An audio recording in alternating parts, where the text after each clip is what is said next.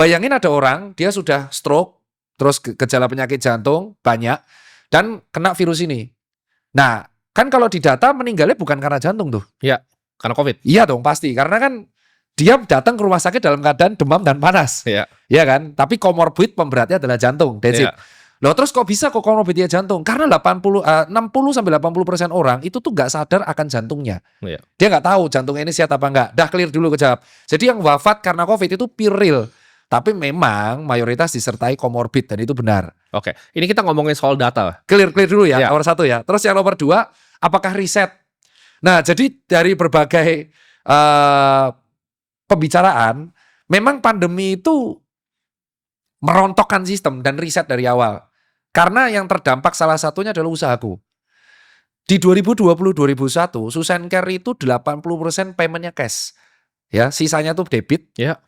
Dan hanya 5% yang menggunakan Kris atau GoPay. Shopee Pay itu real ya, itu real. Dan nggak ada yang delivery sama sekali. 2021-2022 tuh rontok. Terus habis itu 100% itu nggak ada yang pakai cash. Ini fakta nih, tadi baru mau gue tanya. At all. Ya. Ini at all sampai sekarang. Jadi semua Susencare itu sekarang nggak ada yang pakai cash. Ya. Nggak ada. Dan 50% itu delivery service. Nah, kenapa kok Dokter Tirta viral keluar di COVID?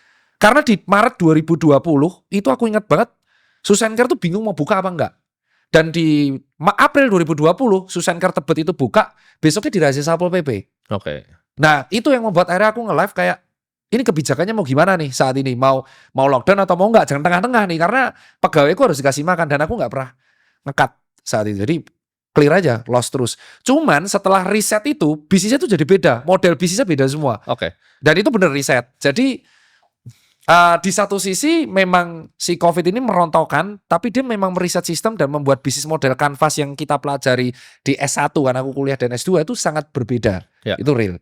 Nah ini gue pengen tanya lah. Gue bukan dokter, ini disclaimer juga, gue bukan dokter, gue nggak punya ilmu sama sekali tentang kesehatan ya. Gue ilmunya keuangan ya, bukan kesehatan. Tapi ini sesuatu yang gue ngobrolin sama berbagai macam dokter, bukan cuma dari Indonesia. Jadi di komunitas keuangan banyak yang dokter-dokter senior dari luar negeri juga. Gue pernah bahas tentang tes data PCR ini. Kenapa ini adalah naratif social engineering? PCR itu kan tes yang hypersensitif sebenarnya. Iya. Nah, ini gue pernah ngobrol sama salah satu dokter. Dia bilang kayak gini ke gue.